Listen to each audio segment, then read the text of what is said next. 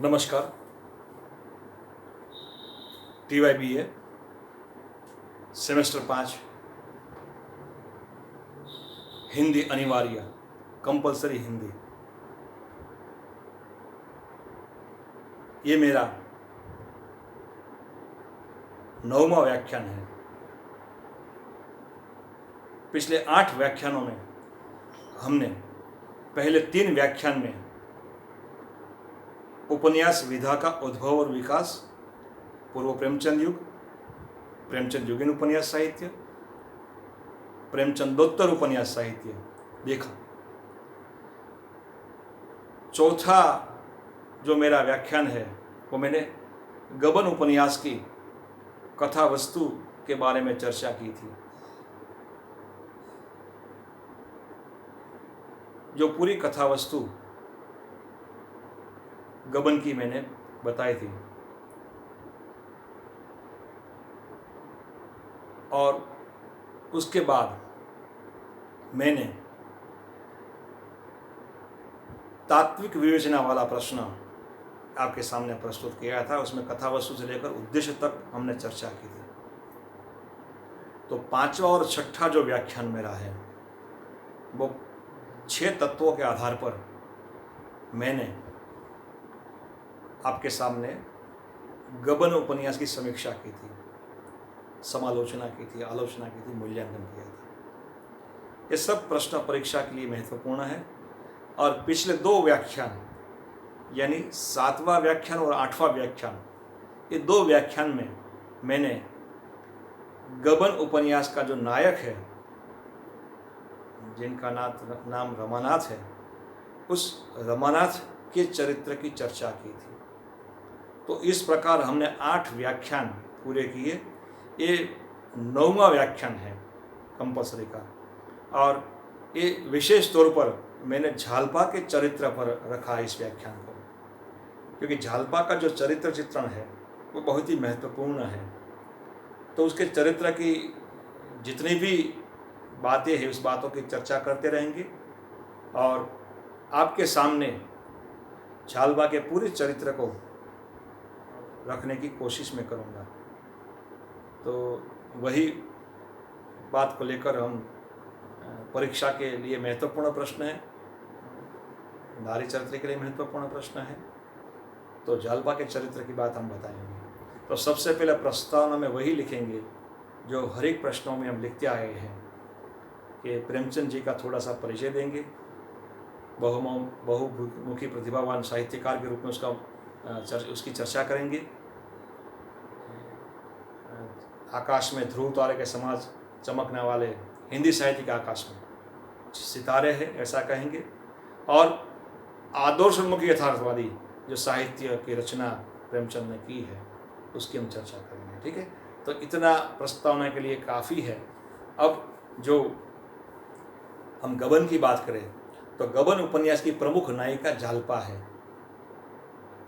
प्रमुख नायिका किसको कहते हैं? जिसके साथ कथा वस्तु जुड़ी हुई है, तो झालपा है।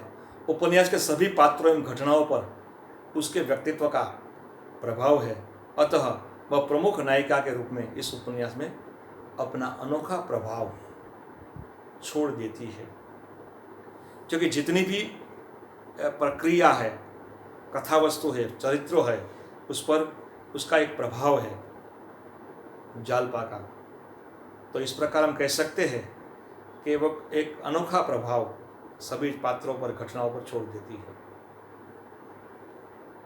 झालपा इस उपन्यास के नायक रमानाथ की पत्नी है, मुंशी दीनदयाल की बेटी है। साधारण कुटुंब में जन्म लेकर भी वह एक प्रतिभाशाली युवती है। किसकी पत्नी है? तो क्या रमानाथ की पत्नी है, और मुंशी दीनदयाल उसकी बेटी है, और एकदम साधारण कुटुंब में जन्म लेकर भी वह एक प्रतिभाशाली युवती है। वह सुंदरी है, रूप उसका बहुत ही सुंदर है, इसलिए इसको वह सुंदरी है। बड़ी बड़ी आंखों वाली सुंदर बालिका यौवन में पदार्पण करते ही और भी सुंदर बन जाती है, क्योंकि झालपा जो है बचपन से सुंदर थी। बड़ी बड़ी आंखों वाली सुंदर बालिका थी, लेकिन यौवन में जब वो पदार्पण करती है तो और भी उसका जो सौंदर्य है वो निखर जाता है। जालपा ने जैसा रूप पाया है वैसा ही उसका उदार हृदय है। इसके चरित्र की विशेषता है, जैसा रूप पाया है, सुंदरता जैसी है, वैसा ही उसका जो हृदय है वो भी इतना ही सुंदर है। अन्य स्त्रियों की मंडली में जब बैठती है तो वह रानी के समान दिखाई देती है। जब अन्य स्त्रियों की मंडली होती है उसके बीच जब बैठती है तो वह दिखने में रानी जैसी लगती है। लेकिन कहा उसके सौंदर्य में सौम्यता है, चंचलता या तड़क भड़क नहीं है। उसका सौंदर्य सात्विक सौंदर्य है, एकदम सरल, सहज और सात्विक सौंदर्य की धनी है जालपा। रानी जैसी दिखती है, लेकिन कहीं भी चंचलता या तड़क भड़क उसके चरित्र में, उसके दिखावे में देखने को मिलती नहीं है।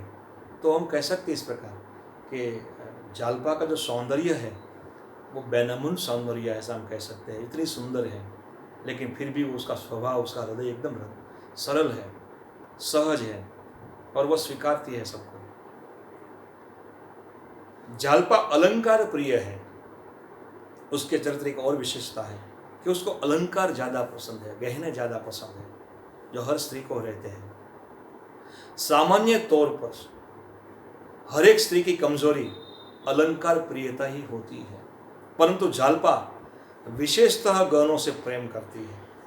अभी उन्होंने बताया कि हर एक स्त्री की कमजोरी गहने ही होते हैं, क्योंकि अलंकार उसको प्रिय है हर एक स्त्री को, लेकिन जालपा जो है वह विशेष तौर से गहनों से प्रेम करती है। उसको गहने बचपन से अच्छे लगते हैं, बचपन से ही वह गहनों को चाहती है। जब बचपन में बिल्लोर का जूठा चमकदार हार पहनकर प्रसन्न होती है और तब से ही गहनों के सपने देखना शुरू कर देती है। बचपन में जब बिल्लोर का हार मिलता है तब से उसके दिल में गहनों के प्रति एक अगाध प्रेम था और बचपन से ही चाहती कि मुझे अच्छे गहने मिले।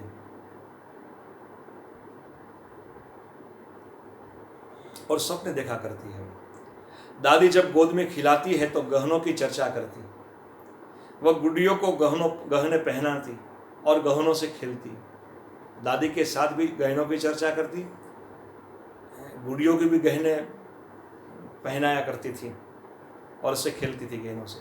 उसके पिता शहर से खिलौने नहीं परंतु गहने ही लाते थे। मुंशी दीनदयाल शहर से जब लौटते थे तो खिलौनों की जगह वो गहने लाते थे अपनी बेटी के लिए। गांव की स्त्रियों से भी गहनों की चर्चा ही सुना करती, जो जैसा सोचते वो वैसा ही। वो गहने ज़्यादा पसंद है तो गांव की हर एक स्त्री से वो गहनों की चर्चा सुना करती है, यानी गहने उसको अच्छी लगते हैं। इस परिस्थिति में अलंकार प्रेमी बन जाना उनके लिए स्वाभाविक ही है। जब चारों ओर गहनों की बात हो रही है तो इस परिस्थिति में गहनों से प्रेम करना या गहने अच्छे लगना बड़ी स्वाभाविक सी बात थी। शादी के समय जब जानती है कि उसके लिए चंद्रहार नहीं आया है तब उसके दिल को चोट लगती है, क्योंकि बचपन से चंद्रहार के सपने देखती है। लेकिन जब शादी में चढ़ावे में सुनती है कि चंद्रहार नहीं आया है तब उसको उसके दिल को चोट लगती है, क्योंकि वो अति प्रिय था उसको चंद्रहार और वो दिल से था चाहती कि मेरी शादी में ये चंद्रहार मुझे मिले। लेकिन जब चंद्रहार नहीं है तो अपने दिल को चोट लगती है। जब उसके गहने चोरी हो जाते हैं तब उदासीन होकर खाट पकड़ लेती है, क्योंकि उसकी प्रिय चीज़ है गहने, और गहने ही चोरी हो जाए तो क्या किया जाए। इसलिए वो खाट पकड़ मानी बीमार हो जाती है, क्योंकि गहने उसके लिए सब कुछ थे।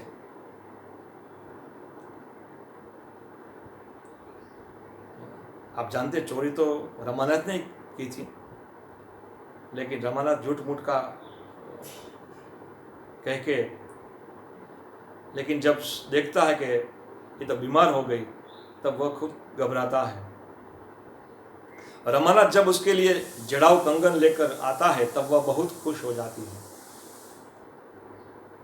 रमानाथ ने देखा कि उसके लिए कुछ करना पड़ेगा, तो वो जड़ाऊ कंगन लेकर अपनी पत्नी के पास आता है। अब जब जड़ाऊ कंगन वो देखता है और देखती है, जालपा बहुत खुश हो जाती है, बीमारी चली जाती है, खुश हो जाती है और बड़ा प्यार करने लगती है, स्नेह करने लगती है रमानाथ से। तो आप जान सकते हो उसके जीवन में अलंकार कितनी प्रिय है, या अलंकार उसे कितने प्रिय थे। जब चंद्रहार नहीं मिलता तब सोचती है, क्या सोचती है, लेखक ने स्वयं लिखा है, जब रमा के पास इतना धन है तो फिर मेरे गहने क्यों नहीं बनवाते। पश्चात करती है, क्योंकि रमा तो डींग मारता है, तो अगर रमा के पास इतने पैसे हैं तो मेरे गहने क्यों नहीं बनवाते।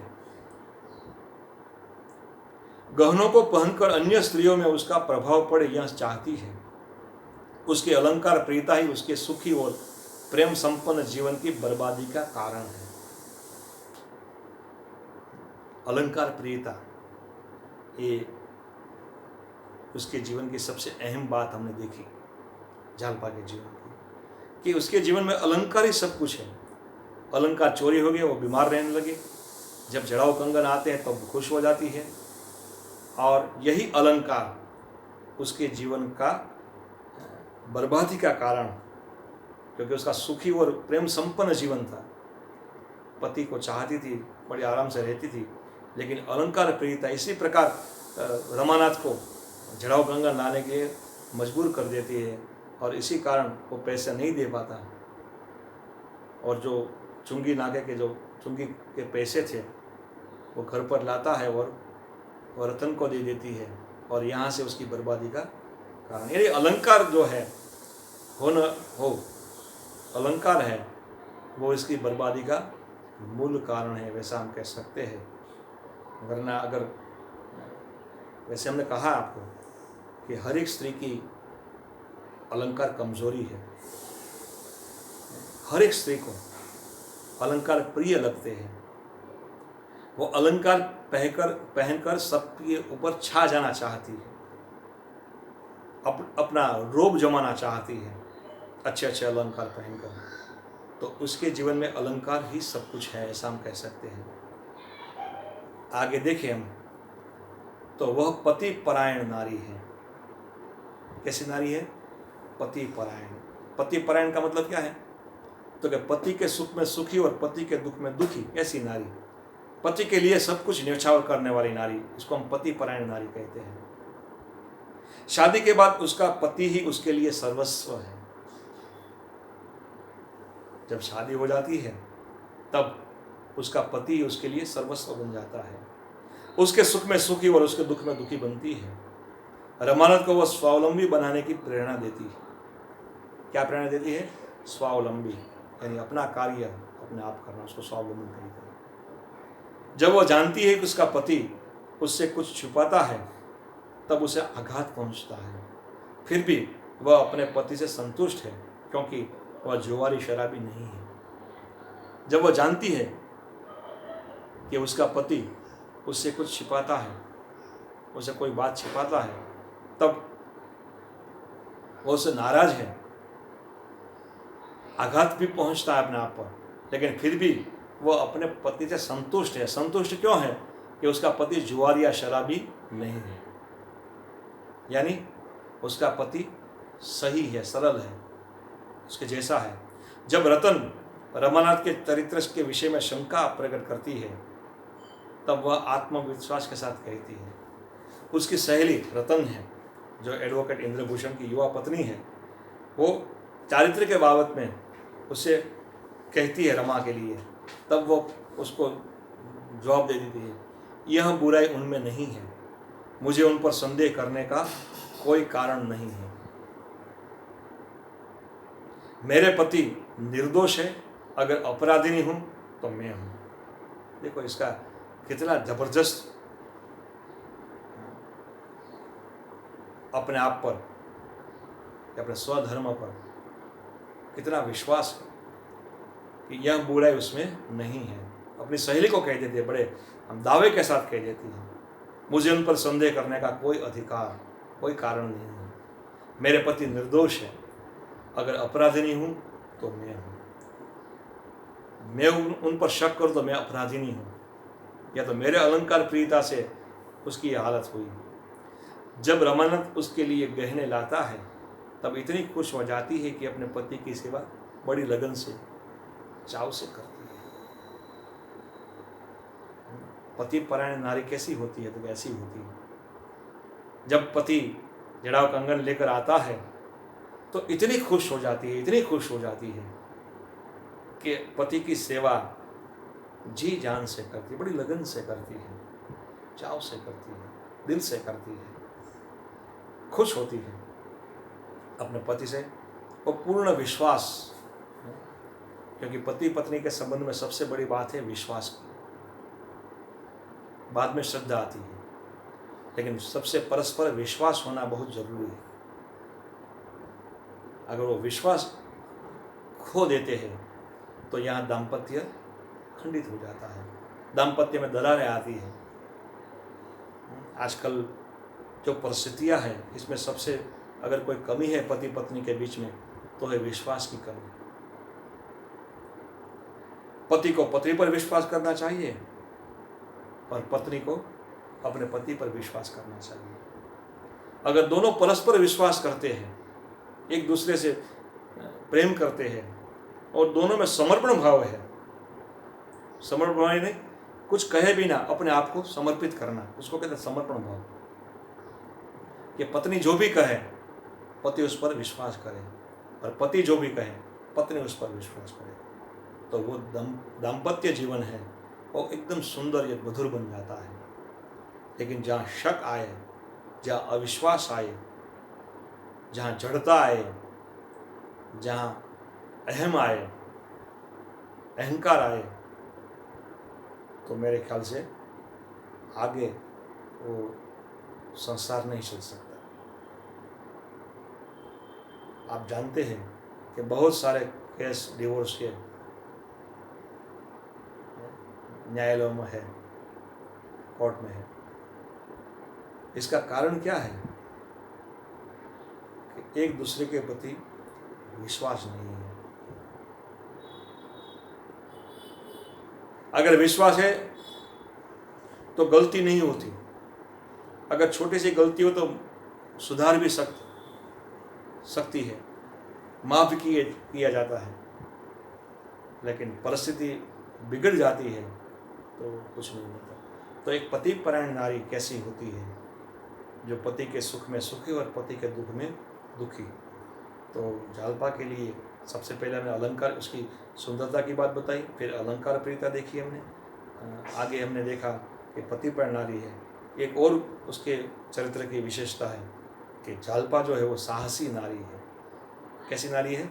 साहसी नारी है। रमानाथ से अधिक साहस उसमें है, रमानाथ से अधिक साहस उसमें है। जब रमानाथ शराब से मोल भाव करने के लिए हिचकिचाता है तब वह स्वयं उससे मोल भाव करती है। जब रमानाथ घर छोड़कर भाग जाता है तब उसे ढूंढने के लिए किसी भी स्थान पर जाने के लिए तैयार हो जाती है। यानी उसका जो साहस है वही इसका बल है, वो साहस कर देती है। अगर मोल भाव करना है शराब से तो बिना झिझकिचाए वो करती है, हिचकिचाती नहीं है। रमानाथ को छोड़कर स्वयं करती है मोल भाव।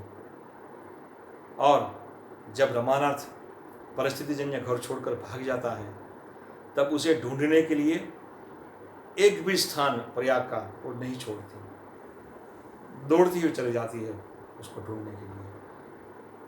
यानी उसका साहस इसमें नजर आता है। जब जानते हैं कि उसका पति कलकत्ते में है तब बिना कोई डर रखे अपने देवर के साथ कलकत्ते जैसे बड़े शहर में पहुंच जाती है। शतरंज के नक्शे के जरिए वो जानती है कि उसका पति कलकत्ते में है, तो बिना हिचकिचाए, बिना डरे अपने देवर कलकत्ते पहुंच जाती है, इसने बड़े शहर में पहुंच जाती है। यानी ये उसका साहसी है।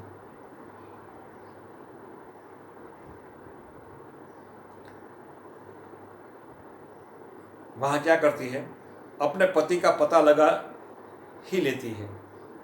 वो प्रजामित्र प्रेस में जाती है, वहां से देवदीन के घर का पता लग, तो वहां पहुंच, जब जानती है कि रमानाथ पुलिस के पंजों में फंस गया है, तब बड़ी हिम्मत से काम लेती है। जब उस देवदीन के घर जाती है, देवदीन भी जगो भी उसको बहू के रूप में स्वीकारते हैं। तब उसको पता चलता है कि उसका पति पुलिस के पंजों में फंस गया है। तब बड़ी हिम्मत से काम लेती है। साहस के साथ हिम्मत होना बहुत जरूरी है। हिम्मत से काम लेती है। रमानाथ जहाँ पुलिस की नज़रों से बच नहीं सकता था, ऐसे कहड़े पहरों में भी वह अपना खत रमानाथ तक पहुंचाने में सफल हो सके। सख्त पहरे में रमानाथ था कि वहाँ जाना बड़ी मुश्किल बात है, लेकिन वहाँ भी वह अपना खत जो है वो रमानाथ तक पहुंचाने में सफल हो जाती है। उसका पति झूठी गवाही देकर बचना चाहता है, ऐसा जानने के बाद वह गुस्सा करती है और अपने पति को कायर कहकर पुकारती है। जब वो जानती है कि उसका पति झूठी गवाही देने के लिए तैयार है और दिनेश जैसे सामान्य व्यक्ति को फांसी हो जाती है, वो जानी इस गवाही से, तब बहुत गुस्सा करती है और अपने पति को क्या कहती है, कायर कहती है कि तुम कायर हो। क्योंकि यहाँ इसमें रमानाथ को फंसा ही गया था पुलिस के जरिए कि तुम झूठी गवाही दे दो और हम तुम्हें छोड़ देंगे, ताकि दरोगा का भी काम हो जाए और डकैती का भी काम हो जाए और निर्दोष को सजा मिल जाए। जब ये सारी बात जालपा जानती है तो वो बड़ी मन ही मन दुखी होती है और रमानाथ को गलत रास्ते पर जाने के लिए उसको बाध्य करके रोकती है और पति को कायर कहती है कि तुम कायर हो।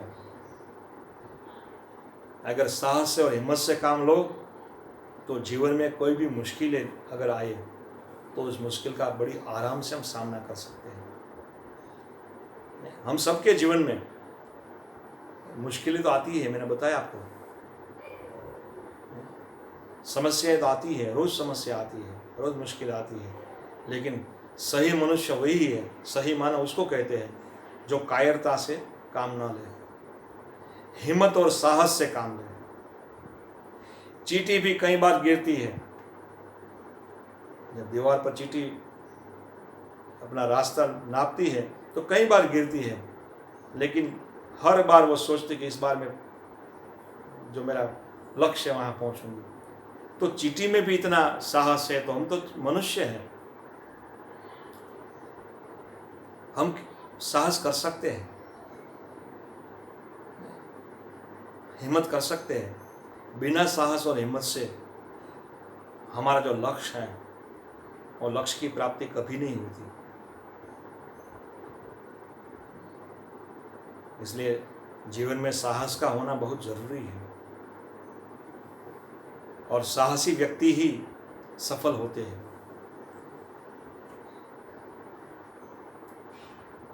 अब उसके चरित्र की और विशेषता है, वह बड़ी ही स्वाभिमानी स्त्री है, क्योंकि स्वाभिमान उसके चरित्र का एक अहम गुण है।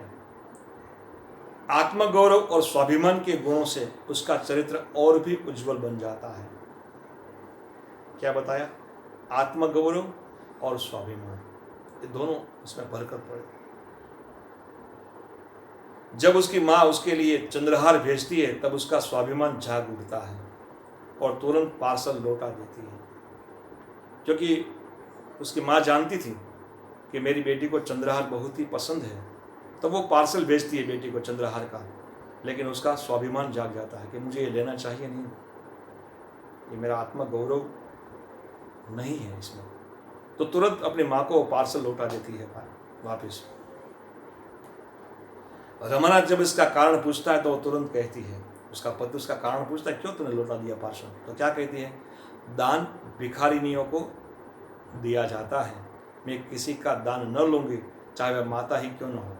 बहुत बड़ी बात बताई है प्रेमचंद जी ने जालपा के जरिए कि दान किसको दिया जाता है? दान भिखारिनियों को दिया जाता है। मैं किसी का दान न लूँगी, चाहे वह माता ही क्यों न हो। यानी कहना मैं भिखारी नहीं हूँ, इसलिए मैं दान लूँगी नहीं, चाहे माता क्यों न दे। तो इसके नारी चरित्र की या जालपा के स्वाभिमान की एक बड़ी बात है कि वह स्वाभिमानी नहीं। उसे इसलिए दुख होता है कि उसका पति उसे विलासिनी के रूप में ही क्यों देखता है। वो स्वाभिमानी है, इसलिए उसको दुख होता है कि बार बार उसका जो पति है वो विलासिनी के रूप में ही क्यों उसे देखता है, एक रमणी नारी के रूप में ही क्यों देखता है उसे। जब रमानाथ घर छोड़कर भाग जाता है तो वह अपना हार बेचकर ऑफिस में रुपये जमा कर देती है, क्योंकि वह नहीं चाहती कि उसके पति के सम्मान में कोई और आने पाए या कोई ठेस लगे।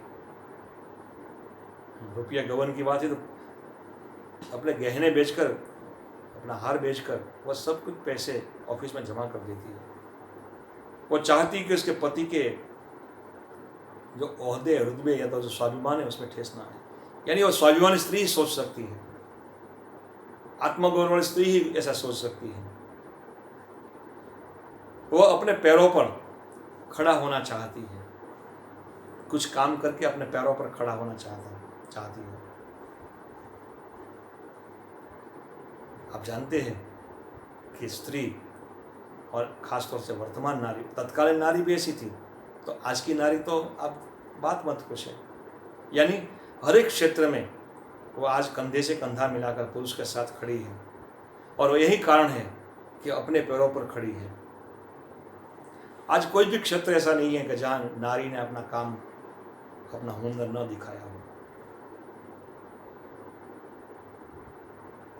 वर्षों पहले जो बातें वर्जित थी, आज सभी क्षेत्रों में नारी ने अपना आधिपत्य जमा दिया है। यानी वो स्वाभिमानी नहीं है, स्वाभिमान के साथ, अपने आत्मगौरव के साथ काम करती है आज की नारी। ये सराहनीय है।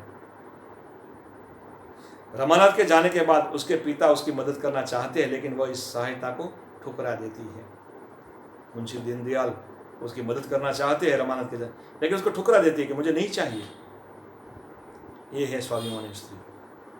रमानाथ की झूठी गवाही से जब निर्दोष लोगों की जाने जा रही है, तब चिंतित होकर वह बड़े स्वाभिमान से कहती है, मुझे मजदूरी करना, भूखों मर जाना मंजूर है।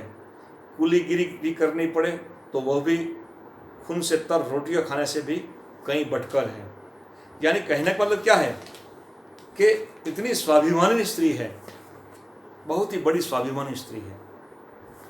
और इस वाक्य के जरिए उसका जो स्वाभिमान है वो हमारे सामने आ गया। जब वो जानती है कि मेरा पति रमानाथ झूठी गवाही देने वाला है और निर्दोष लोगों के जाने जो फांसी, तब चिंतित होकर बड़े स्वाभिमान से कहती है, उसका स्वाभिमान जाग जाता है। क्या झूठ क्यों बोला जाए? पति को भी फटकारती है, पति को भी कहती है, और क्या कि मुझे मजदूरी करना, भूखों मर जाना मंजूर है। मैं मजदूरी करूंगी, मैं भूखी मर जाऊंगी, अगर कूलीगिरी करनी पड़े तो भी मैं करूंगी। यानी छोटे से छोटा काम करने में मुझे कोई झिझक नहीं है, या मुझे कोई ना नहीं है। मैं मजदूरी भी करूंगी, या भूखी मर जाऊंगी, या कूलीगिरी करूंगी, पर खून से तर रोटियां खाने से कहीं बढ़कर। क्योंकि झूठ बोले यानी खून से तर रोटी है। झूठ बोलकर भ्रष्टाचार करके अगर मुझे रोटी खानी तो खून से तर रोटी, वो मुझे पसंद नहीं है।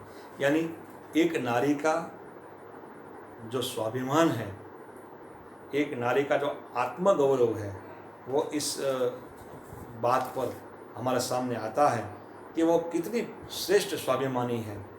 यानी अपने आप पर कितना उसको गर्व है कि चाहे कोई भी हो जाए, लेकिन रमानाथ से एक जो गलत कार्य है वो मैं नहीं करने दूंगा। तो इस प्रकार हमने इस 9वें लेक्चर में, 9वें व्याख्यान में झालपा की बात कही, और ख़ास तौर से सुंदरता, फिर उसकी अलंकार प्रियता, उसकी पति परायणता और उसका स्वाभिमान, एक स्वाभिमानी नारी के रूप में, वो सारी चर्चा हमने की। आप लोग सुनते रहने, देखते रहे और अपने जहन में उसको उतारें। अब आगे की जो बात है वो मैं अपने 10वें व्याख्यान में आपको बताऊंगा। तब तक के लिए स्वस्थ रहे और अपने परिवार के साथ घर में रहे। नमस्कार, धन्यवाद।